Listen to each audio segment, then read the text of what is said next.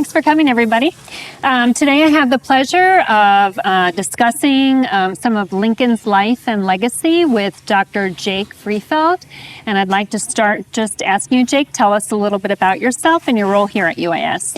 Well, I'm the director of the Center for Lincoln Studies here at UIS. The center is dedicated to sharing the life and legacy of Abraham Lincoln with the world, so on mission tonight. But we also create opportunities for students here on campus through internships. We have research projects, and we have our flagship lecture coming up later in October, the Beaumont Endowed Lincoln Legacy Lecture Series. So we hope you join us on October 16th for that. And I can't resist, Jake, I know you're a celebrity now, and you just had an appearance on HBO Max. Please tell us a little bit about that. Yeah, celebrity adjacent. I got to be the opportunity to be the historian on this show called Back to the Frontier. What they did is they dropped modern Americans in the Great Plains. What's supposed to pass is Montana, but it's actually in Canada, to live like homesteaders from the 1880s. And I was there as sort of a non-player character, giving them help along the way, but also giving historical context. Pretty cool, huh? Yeah. All right, so the way this works, we're going to have a conversation. I have some questions for Jake. He might have some questions for me. And after we have a little Q&A, then we'll open it up to some audience questions. All right, are you ready, Jake? Born that way. All right. Do you see Lincoln as more of a visionary leader or a pragmatic one? And how did he manage to be both when necessary? Well, I don't think I can very well come in here as the director of the Center for Lincoln Studies and say Lincoln was not a visionary leader. You can't lead the nation through the Civil War and with allies and slavery in America without vision. But I think Lincoln's entire experience leading up to his presidency really prepared him to be pragmatic. What I mean by that is he's from Illinois. He's a Whig in a heavily Democratic state. He has to know how to court voters who might not necessarily disagree or agree with him all the time. But he doesn't lose that vision. But he takes that idea of pragmatism, of working across the aisle with him to Washington when he enters into Congress. And in 1849, while he's in Congress, Lincoln crafts a bill to end slavery in the District of Columbia. Now, it's something that abolitionists have been after for a while. John Quincy Adams, his protege Joshua Giddings, have been trying to find a way to abolish slavery in the District of Columbia for a long time. So Lincoln tries to work both sides of it. He crafts a bill that Giddings will support, and he also gets support from 15 prominent folks in Washington, D.C., which is saying a lot in this town. It's not obviously not a state, but it has a sort of southern feel to it, and obviously slavery is legal there. And so he proposes this bill in Congress, and if you looked at it, you wouldn't be that impressed by it, right? In 1850, every enslaved child born to enslaved women would be free. They would be educated by their master, and then they would have to work off that education and room and board over the period of so many years, and then eventually they would be free. And then slaveholders could free their slaves, and they would get money in return. Not very radical. It wouldn't end slavery the next 20 years, but Lincoln thought, this is a start. I've got support on both sides. Of course, he gets up in Congress, reads off this bill. The slaveholders demand to know which 15 citizens are supporting this. And by the next day, all of Lincoln's support had evaporated. Not successful, but he's firm in his values that he's always hated slavery. But he's trying to find this pragmatic way to work those values into existence. I also thought one of my favorite Lincoln stories, so some of you might have heard it already. I've got a good Lincoln crowd here, I think. But pragmatically handling criticism.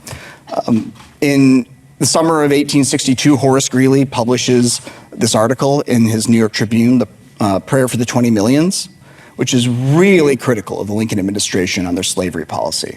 Why haven't they moved far? Why haven't they emancipated the slaves? They're only helping the Confederacy by not doing this. And Lincoln is miffed. He could have fired off an angry response to Greeley, but Lincoln sees an opportunity here. And Greeley's still an ally, so he doesn't want to make Greeley angry. So he writes a response that's public for the newspaper. Lincoln is miffed, so he doesn't write it for Greeley's newspaper. He writes it in an opposing, competing newspaper. But Lincoln sets up his argument, talking both to Greeley and the public now, that there are these two spectrums, right? We have, on the one hand, people who want to save the Union, but only want to do so if slavery can be saved as well. And then on the other hand, we have these people who want to save the Union, but will only want to save it if slavery can be abolished. I don't agree with either of those people.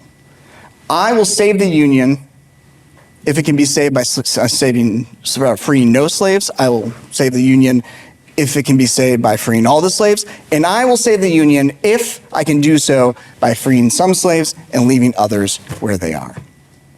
And this is often used as this idea that, like, Lincoln doesn't care about slavery. He's really just caring about Union here. But Lincoln, when he writes this, has already drafted the Emancipation Proclamation, is waiting for a battlefield victory to release it. So he's taken this criticism he's gotten from an ally, responded to it, and through the response, prepped the nation for what his policy is already going to be. He's going to start emancipating slaves. So I think Lincoln's very good at taking pragmatic steps to make his longer vision possible. Strategic. Yeah. I like it. Many call Lincoln an authentic leader before the term even existed. What do you see as the most authentic parts of his leadership style? So I view authentic leadership as someone who brings what they believe at their core to their leadership. There's no smoke screen there. What you're getting is who they are. Mm-hmm. And I think with Lincoln, I've hit the slavery issue a little bit, so I'll hit the other thing I think you can trace throughout Lincoln's life, and it's a real belief in the rule of law. One of his earliest political speeches, his Lyceum address which technically not a political speech because it wasn't allowed to be, but he jabs at Douglas in there. But the meat of the speech, Lincoln is talking about recent mob violence against black folks in Missouri, the murder of Elijah Lovejoy, and the destruction of his, I think, third printing press. And he's saying that mob violence is not how we decide things in a democracy, in a working democracy. In fact, it puts the revolutionary principles at risk, and vigilantism and violence like this is just not how a democracy works. And you can see that in that early speech, and you can trace this deep belief in the rule of law through his career. And going back to his time in Congress,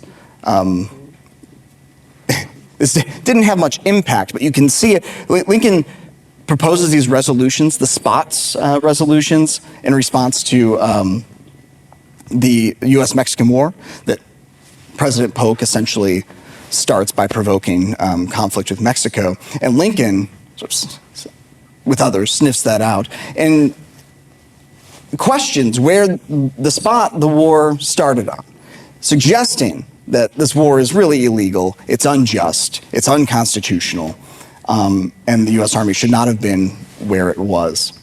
Of course, Polk doesn't answer any of Lincoln's questions. Lincoln's sort of punching up. But I think it shows that even when he has little to gain, Lincoln is still very concerned with rule of law. It helps that Polk's a Democratic president too, because Lincoln at heart is also very partisan. Another time this shows, in which people argue about does this put Lincoln in a positive light or a negative light, is during the 1862 Dakota Uprising, when the folks from the Dakota Nation rebel against the U.S. government in Minnesota.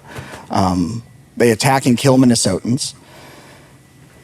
Once the rebellion's put down, General Pope sends a list of names to Lincoln of Dakota who are going to be executed for crimes in that uprising. And it's a list of 303 people who they're going to execute. And Pope sends along a bloodthirsty message with it, and Gideon Wells remembers being sort of disgusted by this. Lincoln, the lawyer, looks at this list like, well, this possibly can't be right. We can't execute 303 people. And so he gets 3 lawyers together with them, reviews all of the cases, really reviewing to see, like, find the people who are guilty of large massacres and sexual violence. And that's the criteria. And they come up with 39 and then eventually 38 names. And you can argue both sides of this, right? There are folks who think Lincoln's a murderer because of this, because he does have those 38 people hanged. On the other hand, there are people who say, look, he commuted the sentence of how many people, how many lives did he save? But I think at its core, what it shows is that when those 303 names came across, though Lincoln had a lot going on, it's when he's thinking about emancipation, there's a war going on that's not going very well at the time in the East. Lincoln says, no, we're not executing 303 people. We're going to find out who is guilty of actual crimes. And I think it's Lincoln's at his most authentic when he's caring about the rule of law. Mm-hmm. It seems like throughout that, too, I hear this compromise, right? Mm-hmm. The first answer to your question and this, too, I hear that kind of compromising quality to what Lincoln did. Excellent. Okay, here's another one for you. Lincoln's influence was not only political, but deeply personal. What accounts do we have of how he inspired or persuaded people in one-on-one settings? So earlier in his life, pre-presidency, I'd say look no further than when he's on riding circuit. He's with lawyer buddies who become lifelong friends, particularly David Davis, who is a judge, who ends up orchestrating Lincoln's success at the Chicago Convention in 1860 to get the Republican nomination.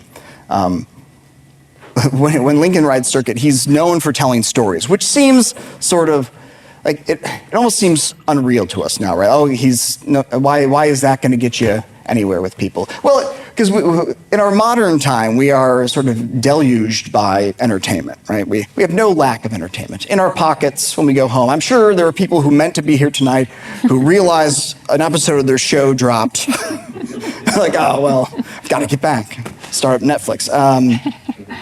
But there is no entertainment like that in this era. So when folks are riding circuit, they're going to the tavern afterwards, and Lincoln's the storyteller, right? Like, he's a funny guy. David Davis describes that you could sort of tell when Lincoln's getting to the laugh line in his story. His body sort of convulses, and he describes it as a twinkle in his gray eyes. And it's just like to imagine that, like, even if Lincoln's story is long, you know you're getting to the end because he's starting to get into his laugh line pose. So early in life, I think that really helps him create these friendships with people who are very useful in his career getting to the presidency. When I think about the presidency, there's one person in particular I think about Lincoln's relationship with, and even though they only met 3 times, and it's Frederick Douglass. Douglass is critical of Lincoln at times. It might be an understatement. At one point, after Lincoln mentions that he's not in favor of overturning the fugitive slave law, Douglass refers to Lincoln as the slave catcher. So a little bit critical of Lincoln. And he shows up to see Lincoln in 1863. And then Douglass is upset right now about Lincoln. He's happy about the Emancipation Proclamation, but he's upset that Lincoln's not taking stronger steps to protect black soldiers, especially after they've been captured, or he didn't take those steps quickly enough. Douglass meets Lincoln for the first time and says, "I don't believe we've ever met, sir." And Lincoln's response is, "Oh, no, I know about you, Douglass. I've read some of what you've written, and Seward has told me about you." Then he recites to him from an article that's very critical of the administration. Douglass, I believe, says he does it in a way that made him feel at ease. But it's hard for me to believe you meet the president for the first time, and he recites to you something very critical you've said of him, and it puts you at ease. But perhaps it's a Lincolnian thing. But after that first meeting, Douglass is sort of disarmed by Lincoln. The second meeting comes in 1864, and Lincoln's concerned he's not going to win re-election. And he tells Douglass that black enslaved folks in the South are not being freed as quickly as he had thought they would, or not able to take their own freedom as quickly as they thought they would. And so Lincoln says, I might have you and some other people go into the South to try to get as many people to freedom as possible if the worst happens in this election. Didn't need to do that, but I think this is the moment where it turns for Douglas, because it turns Douglas from this outsider who's been critical of the administration, who's an ally on the abolition, sort of on the more radical side of the party, into someone who is part of a plan, somewhat secret plan, to make emancipation work even if they lose the election. And then by their third meeting, Douglas is in the White House after the second inaugural, and Lincoln's asking him his opinion on the speech, and it's Douglas refers to it as a sacred effort. And I think in just those few meetings, Lincoln's able to bring Douglas along to sort of full allyship. It helps that Lincoln is coming along himself in emancipation policy as well. Yeah. So what do you attribute that to mostly? You know, how did he have that influence? 3 meetings. I think Lincoln, whether you call it empathy or perspective taking, I think he had a real ability to do that. And you see it with Douglas, and you see it with Seward too, who's kind of a pain in the ass when he's first in the administration. Seward snubs him when he, I think, comes through Springfield on a train car. He helps edit the inaugural address and adds some of the great lines. Lincoln makes them more poetic, but add some of the great lines you remember from that address. When Lincoln tells him that he's going to have Salmon P. Chase as the Secretary of the Treasury, Seward pretends that maybe he's in earnest, but he doesn't resign. Pretends he's not going to take the Secretary of State ship, and Lincoln calls his bluff on that. And they eventually become very good friends, and to the point where on the night Lincoln's assassinated, Seward's attacked as well. When Seward comes to, he reportedly says something to the effect of, he's dead, because he'd be at my bedside if he wasn't. He just has this ability to sort of understand people. And with Seward, it was understanding that Seward, his ego was hurt. He thought he was going to be the nominee in 1860. And he wasn't. And he thought then he was just going to run Lincoln's administration because Lincoln was just some Western buffoon. It turns out Lincoln wasn't just some Western buffoon. And they developed a really good working relationship. Lincoln often had to carry the weight of the nation's pain on his shoulders. How do you think he balanced empathy that you just spoke of with the need to make difficult decisions? Yeah, I think Lincoln's empathy, aside from those friendships and those people he brings along to become his friends, you can see that most when he pardons people. And I wish I had the number. I think it's over 200 pardons, and that's undercutting it a bit, I think, that Lincoln gives during his presidency. And early in the war, there's a soldier, William White, there's a poem about the sleeping sentinel. And I don't know if it's about White, but it sort of mirrors his story a bit. That comes out later in the war. It's a poem. But White is caught sleeping at his post. He had taken the night duty for a friend who was sick, and then he had night duty again and fell asleep. He was caught and sentenced to death by firing squad. They weren't messing around in the 19th century army. They considered it a moral weakness rather than, the body needs so much sleep, right? So death by firing squad, that case comes to Lincoln's desk, and Lincoln pardons this guy. Well, we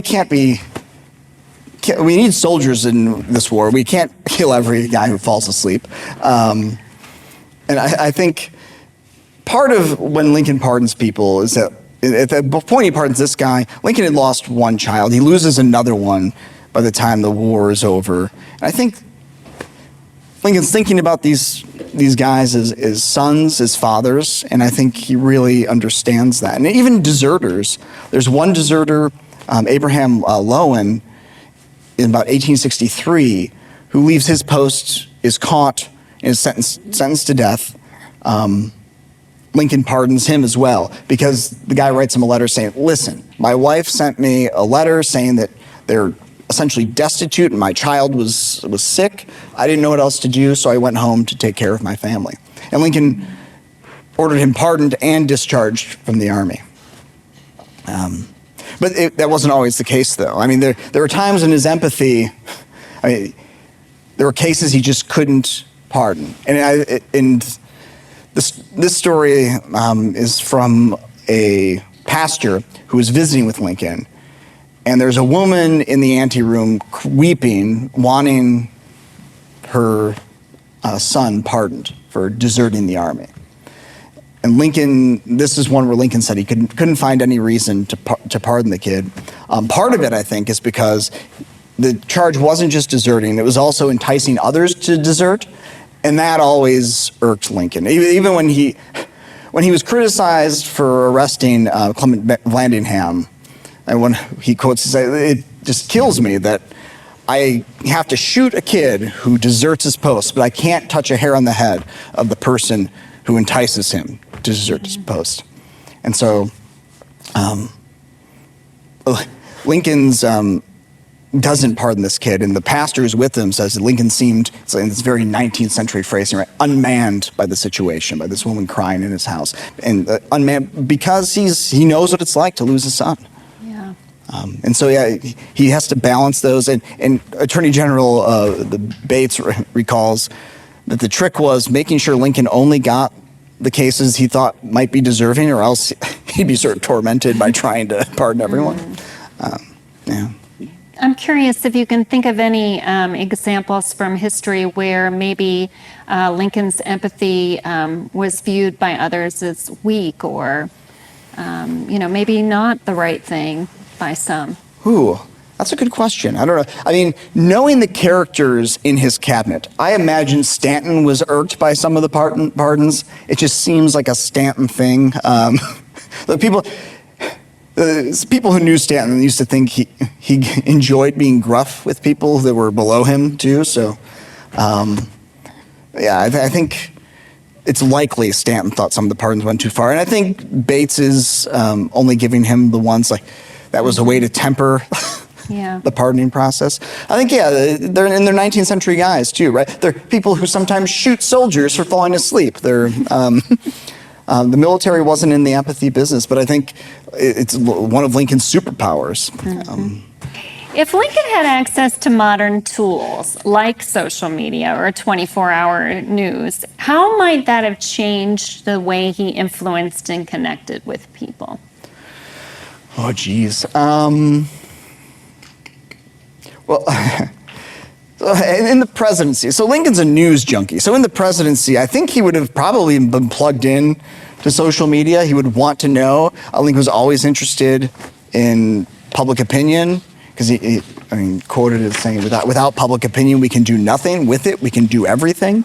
So he knew that policy possibility followed the culture. So I think he would have been plugged in to, like, what's trending on Twitter. If it's Lincoln's tragic emancipation policy, you might be like, whoa, what are they saying? Early in life, I think Lincoln might have been a little bit of a troll in social media. In his early political days, and I use one of the famous examples of James Shields, who he almost fights a duel with over something he's written about Shields in the newspaper. And Lincoln, and with Mary's help likely, are writing these anonymous letters in the newspaper mocking Shields for being Irish, for being sort of a wannabe ladies' man, for being a dandy.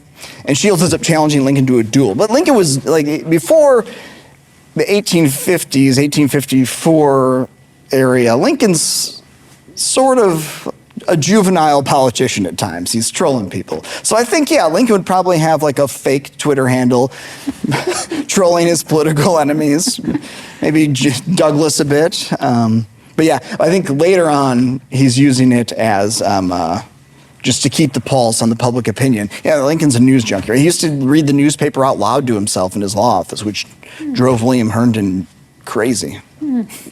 Interesting. So what do you attribute Lincoln's notoriety and widespread influence, given that there wasn't social media and there wasn't the ways of communication that we have now? How do you think that his impact spread in such an amazing way? I think, well, I mean, saving the Union helps, right?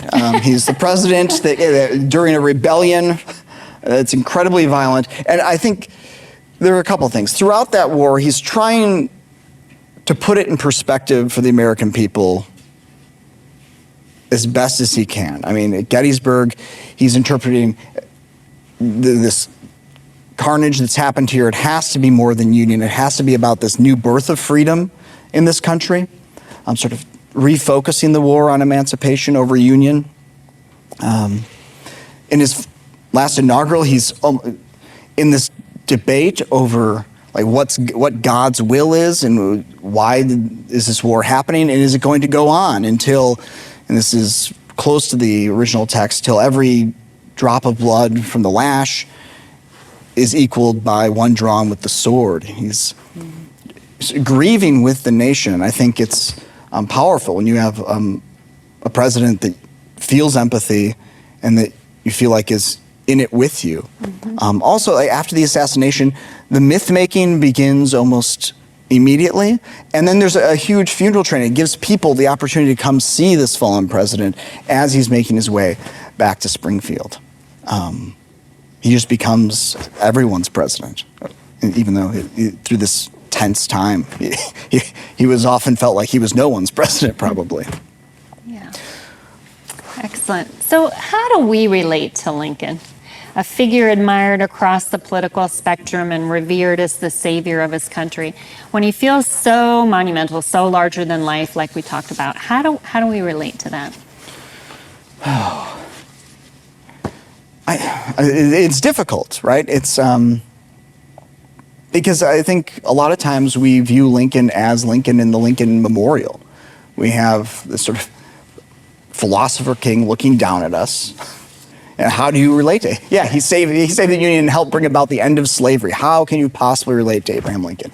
I had the joy before working here of working at the Abraham Lincoln Presidential Library, just a jewel of an institution. And just a lot of the documents there helped me humanize Lincoln.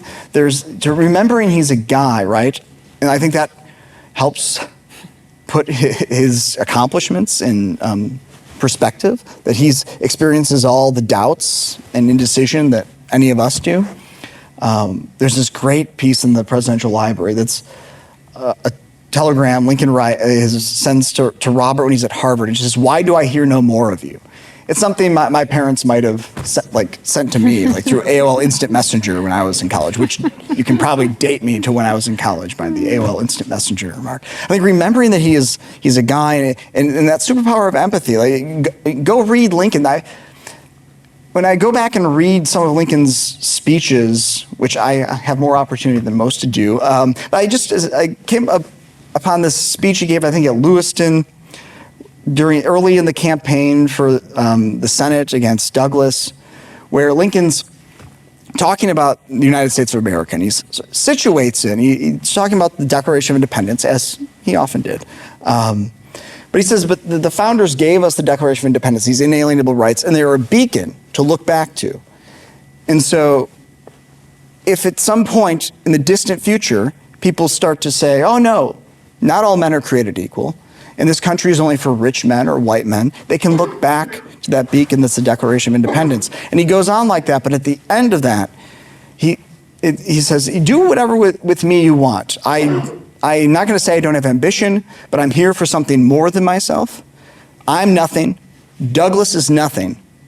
Don't lose the Declaration of Independence. It's sort of this, he's a guy with ambition, but he also is about something greater than himself. Impact over image. Yeah. Excellent. All right, I grilled you enough. Do I have time to ask you some questions? Go for it. Got them written down here. Tables have turned. They have. So I mentioned a little bit when I was talking about Lincoln on the circuit that Lincoln used humor and humility to connect with people. How do you use those traits in your own leadership? Well, I think humor is important. A joke can really do a lot to calm people down and to, put things in perspective. And I think people that do know me know that humor is a part of my personality. I think humility probably is even more important than humor. I think it's very important for people, leaders, to not act like they know it all, right? You have to own up to your mistakes. You have to be vulnerable to a certain degree. And I think that's the only way you're really authentic in your leadership. No one person knows it all. And, hearing from others and taking in diverse perspectives is really important. And you can only do that by being humble, I think. Yeah, I agree. And I think being a Lincoln scholar in a Lincoln town is a pretty good way to get to humility, because there's always someone who knows something. I was taking a show at the Muni over the summer, and someone's like, hey, there's this letter that Lincoln mentions in like the second Lincoln-Douglas debate. And I was like, you're gonna have to email me, but I'll know where to look for the answer. Well, I think being an expert in anything is always humbling, right? Because people expect you to know it all, and that's unreasonable. I think that's something that I've worked at here at UIS with the Chancellor's cabinet. I don't want people to just, when I make an opinion, I don't want that to be the way, right? I want it to be up for debate. I want to hear the devil's advocate, right? That's how you best decision make. It's not just by saying, well, I think, and then that is what happens. You've just segued me to my next question. Okay. Lincoln was known for surrounding himself with people who would often disagree with him. I mentioned Seward. Chase was a problem too.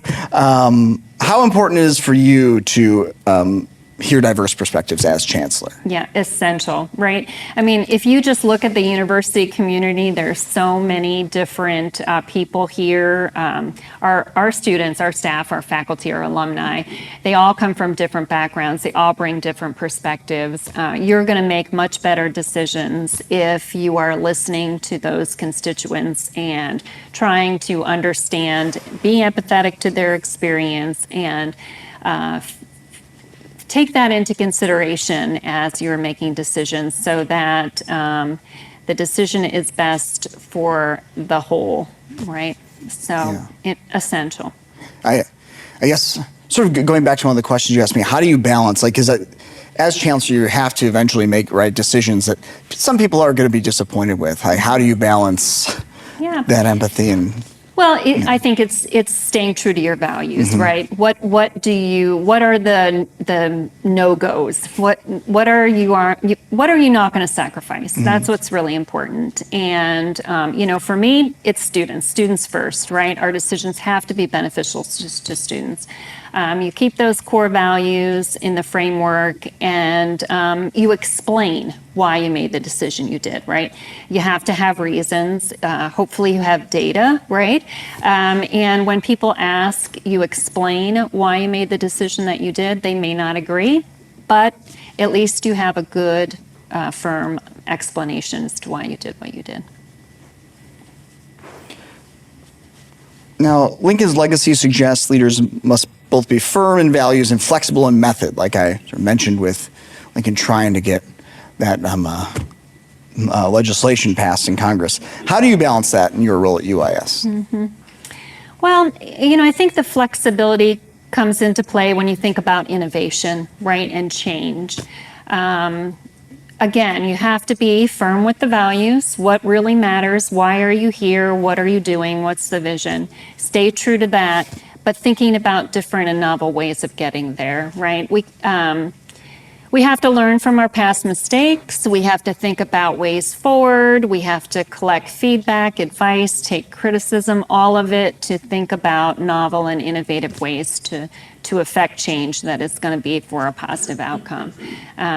We can't just keep doing the same thing over and over again, expecting it to work, right? And in the same way, though, we can't say, well, we tried that and it didn't work, so we won't try it again. There's lessons to be learned by examining. You know this from history, right? It's the whole purpose of history. You examine what you did before, you figure out what went wrong, you figure out how to make improvements, and you try a new path.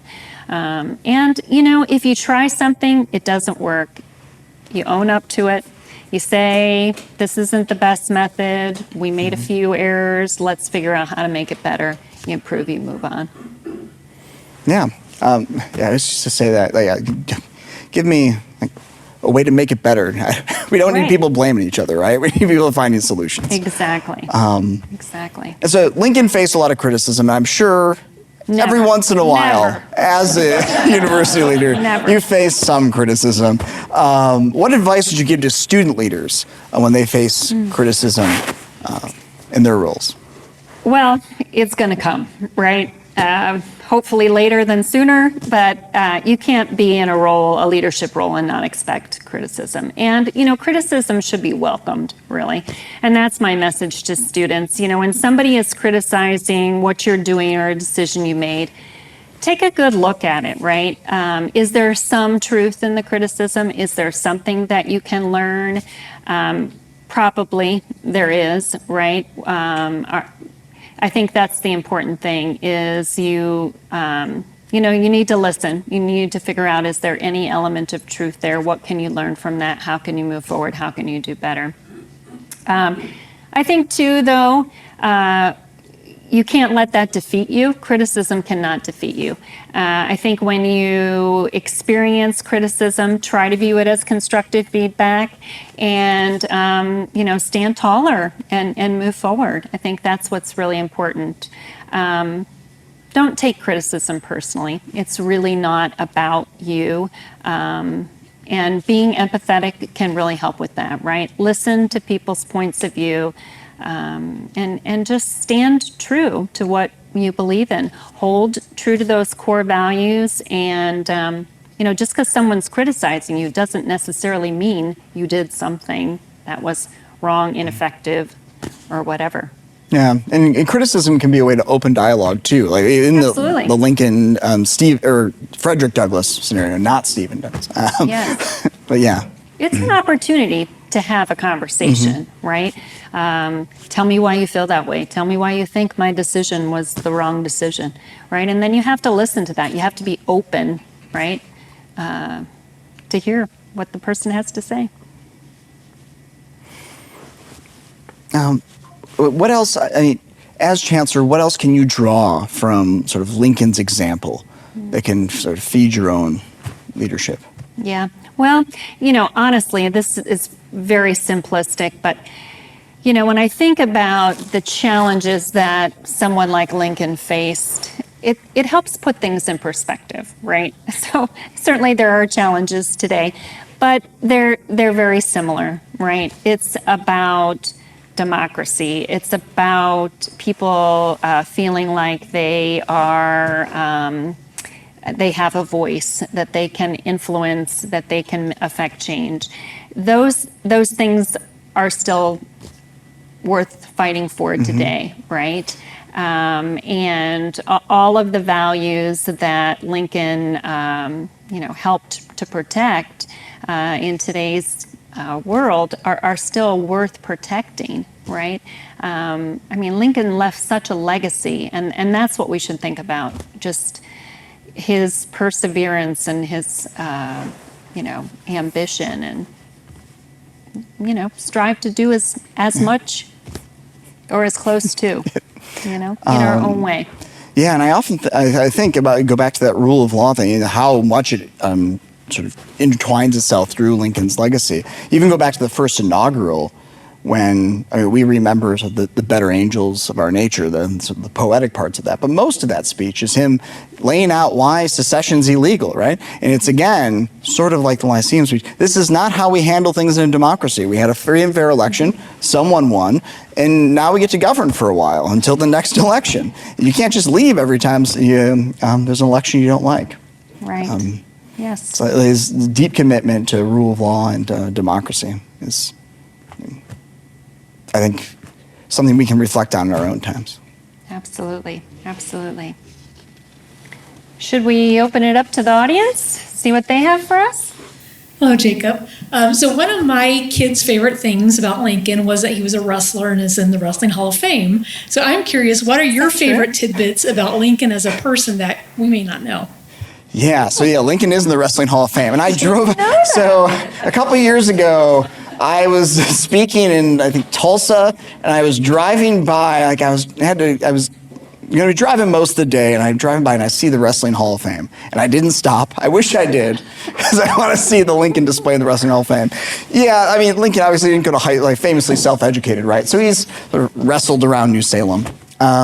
So my favorite things about Lincoln that you didn't know. Let's see.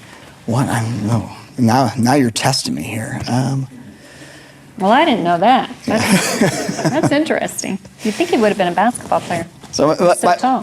one of my favorite things, I love that Lincoln's into the Declaration of Independence, because I'm a Declaration of Independence guy too. But I love that Lincoln has been had such bad luck with generals, and I mean, him and McClellan didn't get along. The guy ends up running against him in '64, and so when Grant is approaching Vicksburg to take it, Lincoln's like, "Oh yeah, you should." Lincoln's telling Grant what he should probably do, and Grant's like, "No, I'm going to turn northeast, go over land and cut off the enemy supply line." Lincoln's like, "I think that's a mistake." And he's like, "Oh no, here we are again. There's a general doing something he ought not to be doing." And then, of course, Grant. It works. There are people in sort of military history refer to it as like the 19th century blitzkrieg. Like Grant wins a series of battles, cuts off the lines, and isolates Vicksburg, ends up taking Vicksburg. And Lincoln writes this great letter that says, "I thought you were making a mistake, and I was wrong." It's like, I can't imagine a lot of leaders today doing that. But I love that Lincoln-Grant relationship. Lincoln's like, "Oh, finally I found my guy." It's like that moment you're reading that, he's like Lincoln's sigh of relief. It's one of my favorite letters that I've obsessed with right now. It'll be something else. So you've kind of talked about you're kind of a Lincoln fanboy in a way, which is obvious. But I'm going to ask a different question. What do you think was his worst or some of his worst decisions, and how did he kind of recover from those? First, I thought I'm kind of a Lincoln fanboy, but you can ask me something else. I think it'll be a question about Millard Fillmore. Yeah, I think his worst decision was Andrew Johnson, and he didn't recover from it. And the nation didn't recover from it from a long time. I think putting early Reconstruction in Johnson's hands was a problem. It ruined any chance for land reform in the South. Yeah, without a doubt, his worst decision. And there were parts, I think, in another decision he made that pardoning of Dakota. I mean, those are commutations of sentences. He didn't pardon them. I wish he would have pardoned them, because in the winter, a lot of the folks who were being held died of measles and other diseases. And again, it's lost life. It's not something you recover. And that's not the kind of thing that hurts him with public opinion either, right? They probably hurt him more commuting the sentences hurt him more than keeping them imprisoned. First of all, thank you so much for this conversation. I have just a smorgasbord of questions that I'm going to go ahead and feel free to pick or choose. So one question I had was about change over time in terms of Lincoln's leadership, and whether we can track any sorts of discernible changes, or maybe where he learns how to lead or learns from particular moments. Another question was about maybe if there are patterns in terms of how, since Lincoln's time, there have been changes in how we've interpreted his leadership, or sort of moments when we particularly look to Lincoln's leadership because there is so much domestic dissensus. And then a very different sort of question is, I was just curious to hear if you could speak personally a little bit about where your own passion for Lincoln came from. What is it about the period that first drew you to it and has you keep coming back to it? All right. You might need to keep that microphone just to remind me of what the questions are as I deal with these. So change over time first, right? Lincoln's change in leadership over time. There are people in this room who might tell me what I should have said when I, but I think you can. Lincoln is aware of how to be a leader when he gets to the White House, I think. Lincoln, and he knows he needs data. So he starts studying up on how wars are fought pretty quickly. And that's why him and McClellan start getting into it a little bit. I think Lincoln does, he has less patience for generals who aren't productive in the field. And I think that's why you get that letter to Grant that's like, oh, are you sure you want to do that, man? I thought you were my guy. So I think over time you can see Lincoln becomes more confident in dealing with the actual war part of the presidency. You almost have to. But I think, I mean, of course I would like to see Lincoln be able to serve out his second term, right? Because he's in control of that party, but you can see sort of rifts with the radicals happening again over who's going to control Reconstruction. Sort of like there were rifts in the beginning about how are we going to prosecute this war. I think Lincoln knows how to handle the radicals at this point, but I'll never know. But I think Lincoln grows into this role, and I think he grows most both in actually prosecuting the war and in his view on race over time, because I think he's just in a more diverse place and encountering more people that aren't like him when he's in D.C. Second question, that's the one I don't remember. Change in our interpretation of Lincoln over time in particular, and also particular moments when we kind of look to Lincoln because instability maybe in present moments. Yeah, I think obviously the interpretation of Lincoln has changed over time. I mean, in the 1920s, you really get this great emancipator theme coming out. You get more of a pushback recently with 1619 Project, and that grows out of historiography as well. But you get people really critical about Lincoln. Well, look what he said at Charleston, where the debate where he says, "No, of course I don't think black people are equal to white people," just to sort of dispense with this constant questioning about race so he can actually get on to the other issues. I think the fact that he's not as present, I can't say that in Springfield, right? He's everywhere, has allowed this space for critique, right? Which I think is healthy. I think having a nuanced view of anyone and viewing Lincoln again as a man, he's making mistakes. He's imperfect. He is not a 21st century anti-racist. How could he be? He'd be an alien who just dropped down in the 19th century if he was. I think we look to Lincoln most in these times of national crisis. I think during wars. I think early on, Adlai Stevenson gives a speech at an early session, it might be the first of the United Nations, and he quotes this fiery trial. He goes with Lincoln. Stevenson's in Illinois, and he's a Lincoln guy. And so it's during these times when the world is in crisis, I think we look to Lincoln, because who handled it better? I think right now is the time to look to Lincoln. Really think about how do we settle our differences in a functioning democracy. We do it through debate, and we do it through elections. And there was a third question that I've now forgotten. My interest. That's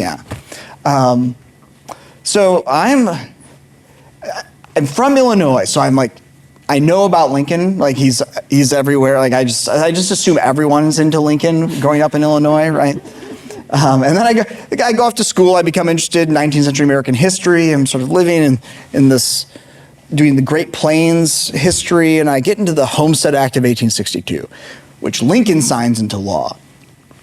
So I co-authored 2 books, Homesteading the Plains Towards a New History, and The First Migrants, How Black Homesteaders' Quest for Land and Freedom Heralded a Great Migration. Yeah, it has to have a long subtitle, I guess. And so the first migrants really connects that legacy of Lincoln emancipation to the legacy of the Great Migration. That wasn't really the intention when my co-author and I started writing it. But while we were writing it, I get a job at the Abraham Lincoln Presidential Library, really as their Illinois historian. But then, of course, because I'm working in Lincoln's Western legacy, I'm at the Presidential Library, inevitably, I'm sort of drawn in more broadly into the Lincoln world. And happily so, because it's really changed the way how I look at the West and how the West makes me think about how I look at Lincoln. It's been, I think, a lot of things like you're in graduate school and you think, oh, this is what I'm studying. And then like, oh, wait, now I'm studying this thing as well. I am sort of a Lincoln fanatic now. Yeah. Are there things we still don't know, or are there still things that may be found? Yeah, I mean, there's always things that could be found. I think there are ways to put together sources in creative ways and that tell us something more about Lincoln, particularly because our context changes too, right? So how we think about Lincoln's life might change. So I think there are new things to say. That doesn't mean to say that every book that comes out about Lincoln says something new. There are a lot of these books that tell the same 5 stories, but I think there are more things to be said about Abraham Lincoln. Actually, and just for a quick example of one of those, there's a guy who gave a paper at the Conference on Illinois History a few years ago, and he did a whole thing on Lincoln's smile. Found every reference to Lincoln's smile, how white his teeth were, and he could have pushed the historical interpretation more, but I'm like, hadn't heard that before. That's there is something. I'm curious to hear your thoughts on the comparison to when Abraham Lincoln was the president, right, leading the country, and before he was president, when he was just leading his own household, and particularly how he was a father to his children. Because I remember growing up, hearing stories about, him letting them play with the inkwells and the mud getting all over the walls of the bedroom. And so I'm just interested in your perspective of how those two things correlate. Yeah, my friend Sam Wheeler from the Illinois State Historic Preservation Commission were here, I would just put him on stage and let him roll. So he does the best with this. But yeah, I think Lincoln was, coming from Lincoln's own childhood of having to work all the time. Lincoln hated manual labor. I can relate to him. I became an academic, right? I'm not in the field. This is like an archaeologist. And I think Lincoln was much more doting on his children. It drove Herndon a little bit crazy sometimes that the kids were rambunctious. And I think probably too, losing 2 children changes your perspective on how strict you want to be. I mean, because Tad loses his brother, Willie, who's his playmate, when they're in the White House. And it breaks Lincoln, it breaks Mary, and I've got to believe Tad feels that deeply too. And I just think Lincoln's easy parenting is informed by both his own childhood and so the loss of children he experienced. But I was also wondering how that would correlate to how he was also leading the country. Oh yeah, at the time. Oh, that's interesting. Now that's something new to be right. How Lincoln's parenting informed his leadership of the country, or maybe there's a book like that out there. It's a good question. Probably that empathy piece, right? Absolutely, yeah, absolutely. And I think Ken Winkle, in his book Young Eagle, sort of argues that Willie is sort of a casualty of war. He likely drinks water that's contaminated because all these soldiers have come to Washington. And so it's impossible, I think, for Lincoln. I think that those pardons speak to that, right, that I talked about earlier. I think it'd be impossible to separate the fact that he's sending people's children out to fight and die and not reflecting the fact that he's lost his own children and knows how that feels. And that's why when some of these casualty numbers comes in, he is quoted as just what will the nation say? broken at times by these large casualty battles. Yeah. I think from my own experience, you can't separate, I'm a mom, you can't separate being a mom from being a chancellor. I always say I was a mom first and a chancellor second. So decisions that I make go back to that at times, right? The first year I was here, I missed a graduation ceremony because my own son was graduating.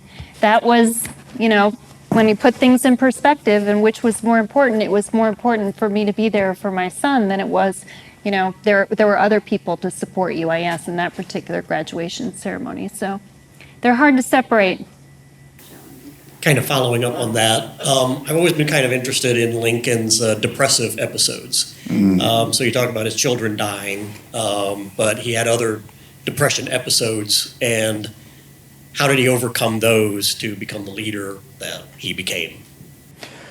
Oh man, I don't know if I have a good answer for this, because I think he carries those with him a lot. But I think that speaks to his comedy too, right?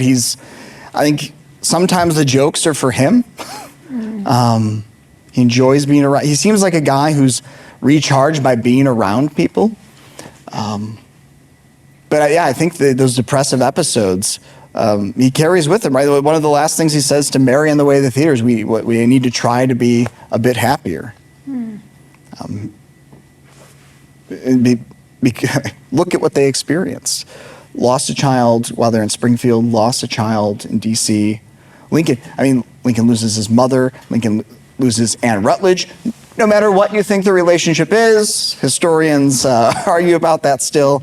But Lincoln experiences a lot of loss over his life and then has to preside over this war that costs so many lives. And I think you can read some of his depressive episodes into sort of this musing in the second inaugural about when does it end? Do we have to pay for every ounce of blood from the lash with the sword?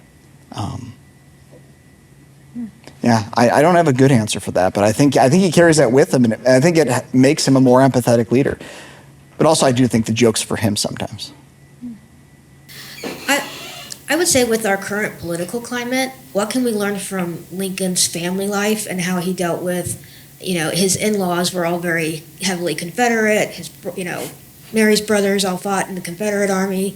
His brother-in-laws fought in the Confederate Army. That obviously, affected him in the White House. So what can we learn, in today's political climate that we can apply to our own lives and how, Lincoln dealt with his own family issues in a very divided, state there? Yeah, if only the side of my family that didn't agree with me would secede from the Union, I couldn't, no way to talk to them,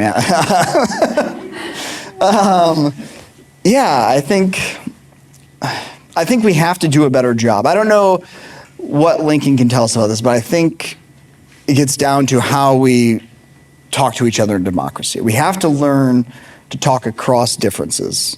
We've lost that at some point.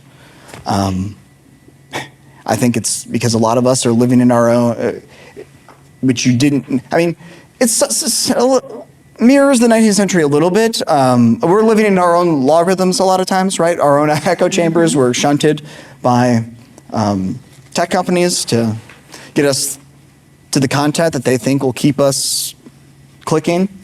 The 19th century version of that is the partisan paper, right? If you're living in Southern Democratic papers, you're like, oh my God, there's an abolitionist conspiracy.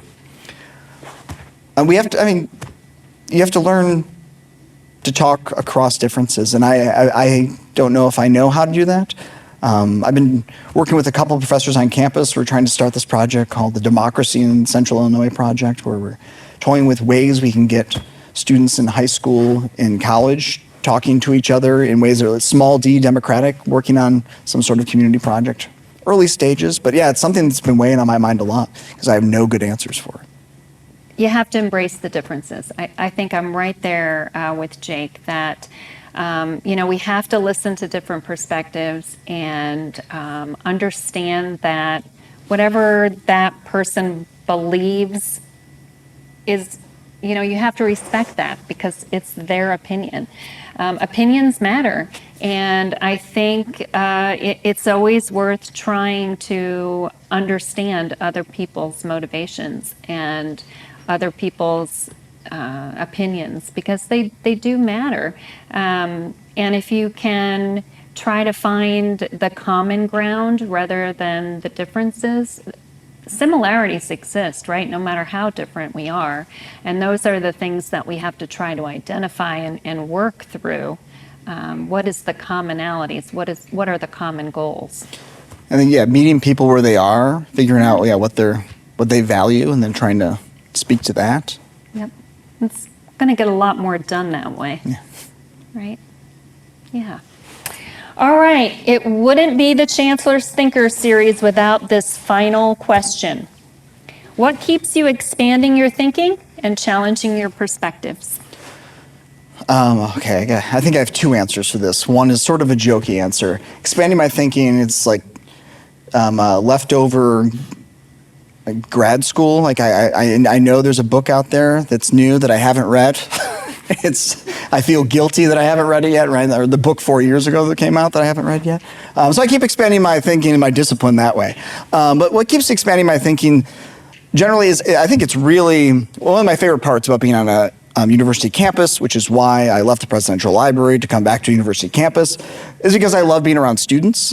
And more than anything, they keep me thinking and keep me expanding my thinking, especially when you work on research projects with them, because you want to model good research. And so let's not rush into this conclusion. Well, let's think about this and what's maybe we need to go down a different route for a bit. I think mentoring students just keeps me, I don't know about young, but it keeps me thinking and expanding my thinking. That's great.